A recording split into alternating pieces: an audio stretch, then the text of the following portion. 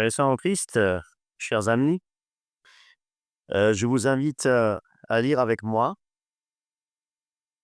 dans Exode, chapitre 32. euh, Exode 32.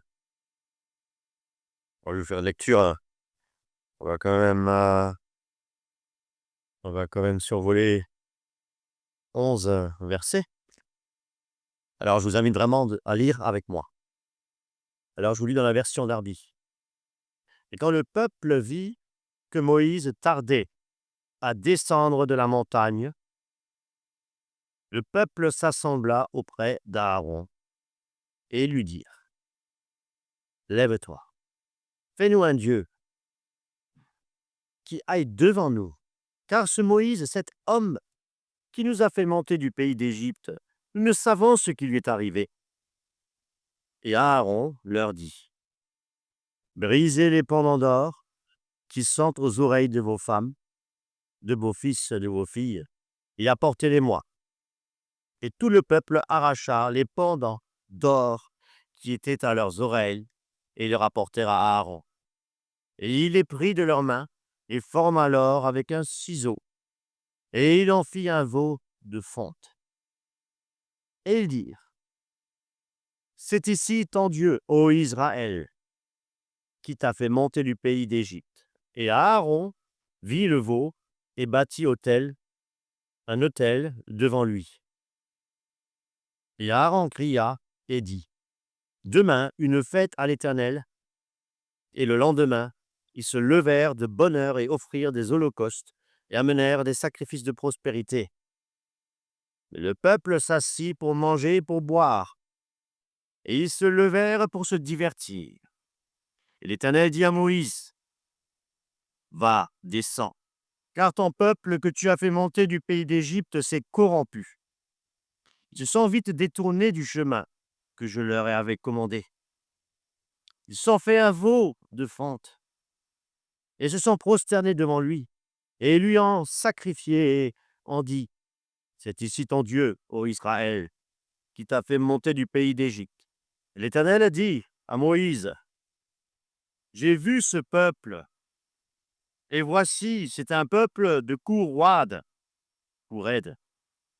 Et maintenant, laisse-moi faire, afin que ma colère s'embrase contre eux, et que je les consume, et je ferai de toi une grande nation. Un récit qui mérite vraiment d'être euh, éclairé. Hmm. C'est Ah,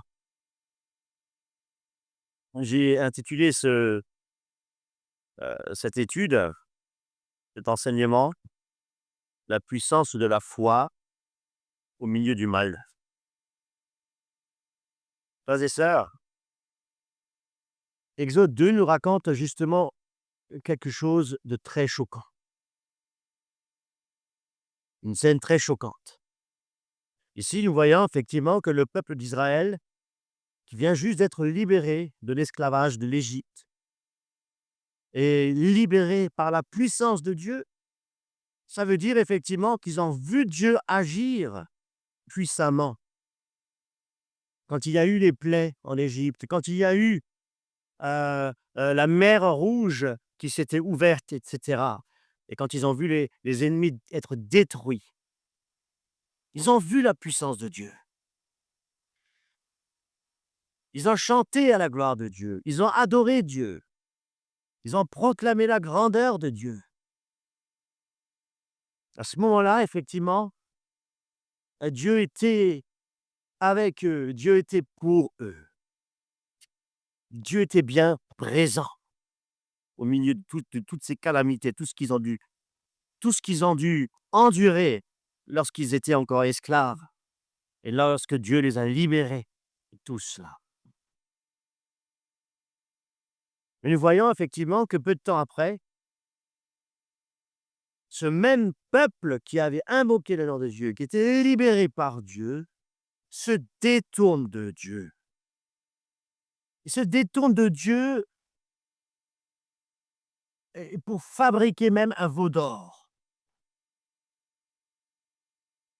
Pas seulement pour le fabriquer, mais le fabriquer pour l'adorer, se faire un autre Dieu. Un autre Dieu. Et c'est vrai que ça peut nous surprendre, mais c'est un récit, on va dire, qui est d'une réalité. Encore, nous voyons encore aujourd'hui. Quand nous regardons le cœur de l'homme aujourd'hui, il peut vite oublier Dieu. Il peut vite oublier Dieu. Vous savez à quel moment? Quand il ne cherche pas Dieu. C'est pourquoi nous devons invoquer le nom de l'Éternel. Nous devons chercher Dieu. Chercher Dieu de tout notre cœur, voyez-vous, pour ne pas nous éloigner de Dieu. Pour après, effectivement, créer un veau d'or, un faux Dieu. Frères et sœurs, ce chapitre ne parle pas seulement du peuple d'Israël. Dieu parle à travers sa parole. Il nous parle à nous également. Il parle à nous, frères. Et surtout, Dieu veut nous montrer ici 2 attitudes, mais qui sont bien différentes, par rapport, au mal. Et ces 2 attitudes-là, on va les voir chez 2 hommes de Dieu, 2 serviteurs de Dieu, avec Aaron et avec Moïse. Aaron, Aaron, Aaron. Le peuple de Dieu est venu voir Aaron. Il était là, lui. Et qu'est-ce qu'ils ont dit? Ils ont dit: «Fais-nous un Dieu, fais-nous un Dieu, fais-nous des dieux qui marcheront devant nous.» Aaron aurait dû effectivement réagir face à ce qu'il a entendu. Il aurait dû réagir. Il aurait dû dire certainement que non, hein, nous avons notre Dieu d'Israël, celui qui nous a sortis de l'Égypte. Nous ne voulons pas un nouveau Dieu. Il aurait dû aussi rappeler au peuple justement tous les bienfaits que Dieu leur a accordés. Il aurait dû prier pour le peuple. Il aurait dû invoquer Dieu, chercher la volonté de Dieu, et pas se fier à ce que le peuple demandait.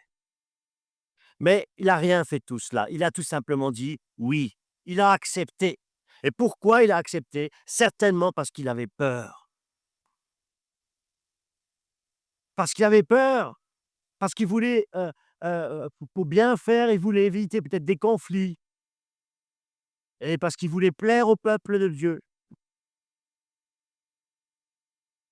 Aaron, il était certainement pas à ce moment-là proche de Dieu.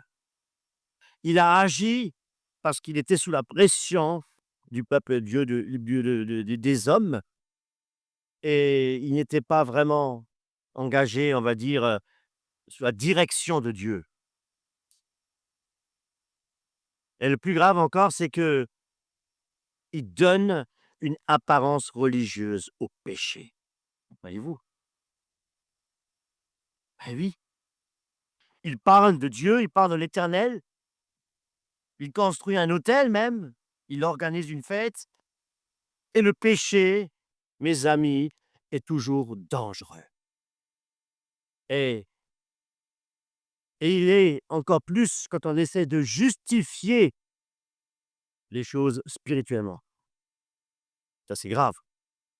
Et là, c'est vrai qu'on peut en tirer une leçon.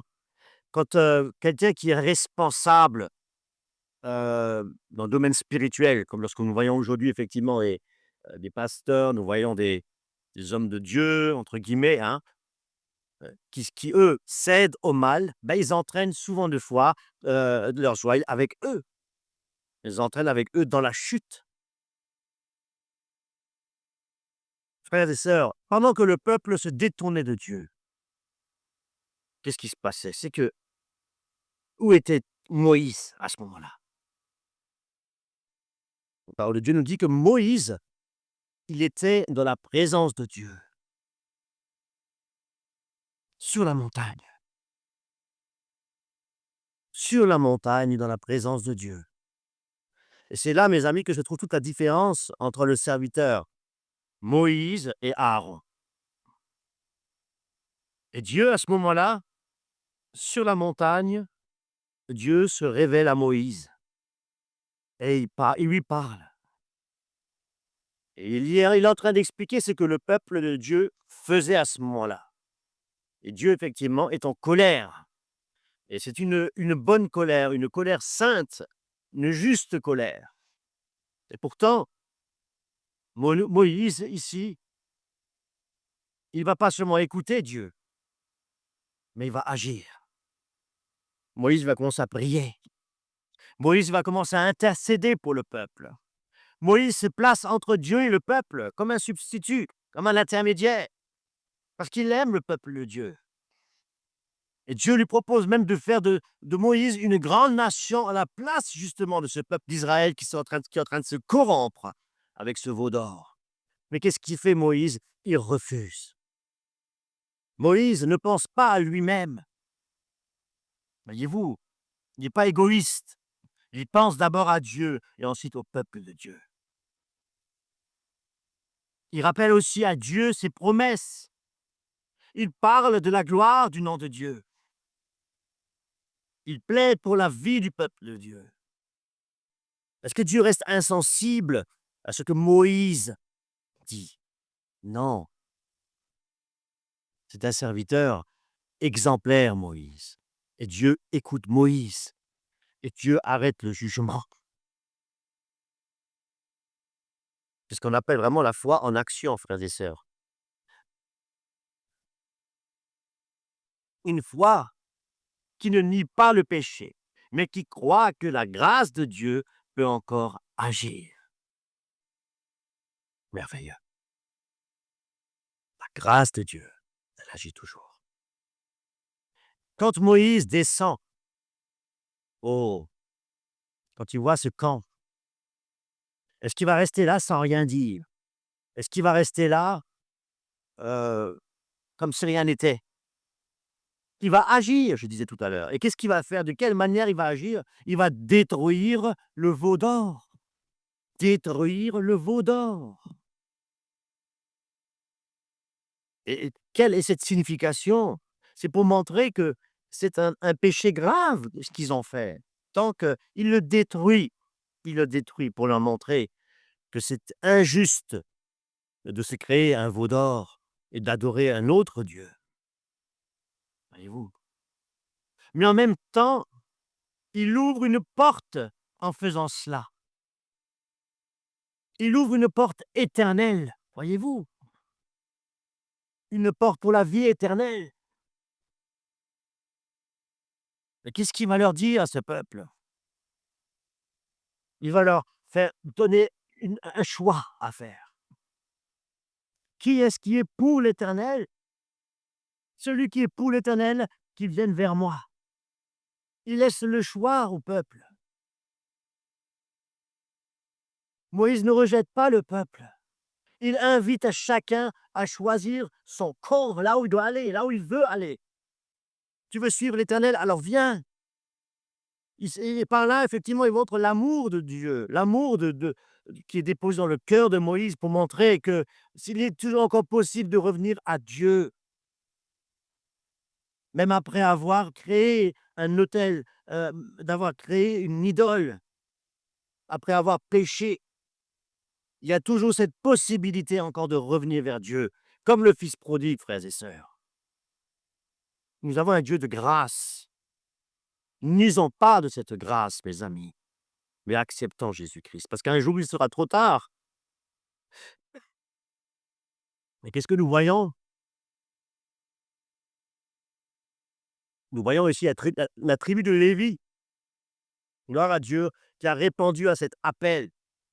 Et ce n'est pas facile, ça coûte un prix, mais Dieu bénit lorsque nous agissons avec notre cœur et lorsque nous prenons la sage décision de nous détourner du mal et de revenir à Dieu.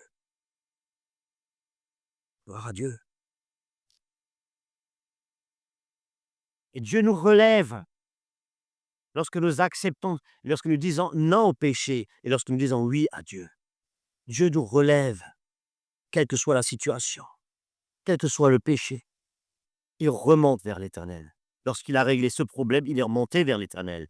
Et qu'est-ce qu'il a demandé à Dieu? Lorsqu'il était en haut sur la montagne, il lui a dit, Seigneur, pardonne-leur leurs péchés. Et quelque chose de surprenant, lorsqu'il a dit, sinon, si tu ne le fais pas, efface mon nom, efface-moi moi de ton livre. Voyez-vous, quelle prière! Moïse, il est prêt à perdre sa place d'honneur pour que le peuple d'Israël puisse vivre. Il se substitue au peuple. Il aime le peuple plus que lui-même. Frères et sœurs, cette attitude-là nous fait penser vraiment au cœur de Jésus-Christ. Mais Jésus, lui, va encore beaucoup plus loin. Parce que Jésus, lui, il a réellement donné sa vie pour que nous soyons pardonnés. À tous les hommes. Il est venu donner la vie à ce qui est perdu. Moïse montre le cœur vraiment d'un intercesseur. Et Jésus, lui, c'est l'intercesseur dans la perfection. À travers Moïse, on voit on peut apprendre quelque chose de très intéressant. On peut voir 4 choses très importantes. Déjà, on voit que la foi cherche d'abord la gloire de Dieu. La foi, elle demande le pardon du péché. La foi, elle veut que Dieu reste au milieu de son peuple. Alléluia. La foi, elle veut connaître Dieu, elle veut le connaître plus personnellement, elle veut le connaître davantage. Moïse apprend aussi quelque chose d'essentiel ici. On ne peut voir la gloire de Dieu que là où Dieu nous place, quand nous sommes sous la protection de Dieu. Ça nous rappelle que tout passe par Jésus-Christ. Alléluia. Par Christ, notre intermédiaire.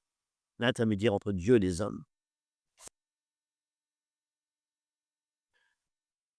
Beaucoup de chrétiens, mes amis, veulent servir Dieu, veulent faire de bonnes choses, veulent aider, soutenir l'Église de Dieu. Mais pour être vraiment utile, il y a une seule chose qui est vraiment nécessaire que nous avons appris dans cette leçon. C'est de rester proche de Dieu. Aaron, lui, il était loin de Dieu. Il était vaincu par le mal. Et Moïse, lui, était près de Dieu. Et qu'est-ce qu'il a fait? Il a résisté au mal. Frères et sœurs, lorsque nous tombons, quand nous tombons, nous pouvons entraîner d'autres avec dans la chute, comme je vous l'ai dit tout à l'heure. Mais quand nous résistons avec l'aide de Dieu, bien nous pouvons aider les autres à se relever. Et ça, c'est merveilleux. Et lorsque nous résistons avec l'aide de Dieu, nous devons être dans la présence de Dieu, comme Moïse. Sinon, nous ne pouvons pas aider les autres à se relever. Moïse l'a fait. Il est descendu et il a proposé d'être dans le camp de Dieu.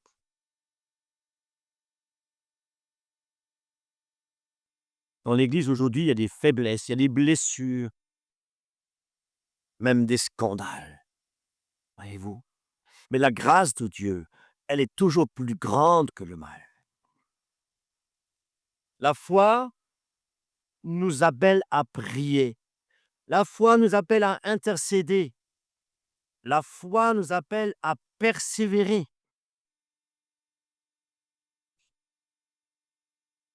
À persévérer même quand c'est très difficile.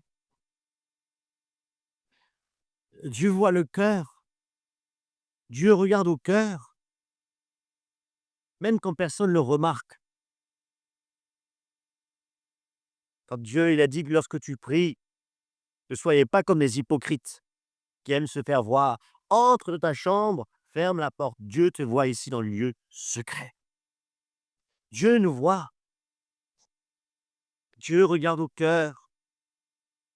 Fais les choses pour le Seigneur. Ne le fais pas pour en être vu. Fais-le pour ton Seigneur, ton Dieu qui te voit et qui te donne selon ce que ton cœur désire, si tu lui es obéissant et si tu marches dans l'intégrité. Et si tu te rapproches de Dieu comme Moïse. L'histoire de Moïse que nous avons vue nous enseigne que Dieu agit quand on lui fait confiance, quand on s'approche de lui. Sa grâce est plus forte que le jugement. La prière et l'intercession nous ouvrent le chemin de la restauration, frères et sœurs en Christ. Restant attachés à Jésus-Christ. Même nos simples prières, même faibles soient-elles, parfois des prières maladroites, mais ô combien sont-elles précieuses pour Dieu quand elles viennent du cœur. Aimons le Seigneur de tout notre cœur, mes amis. Alléluia. À Dieu soit la gloire. Que le Seigneur vous bénisse abondamment. Amen.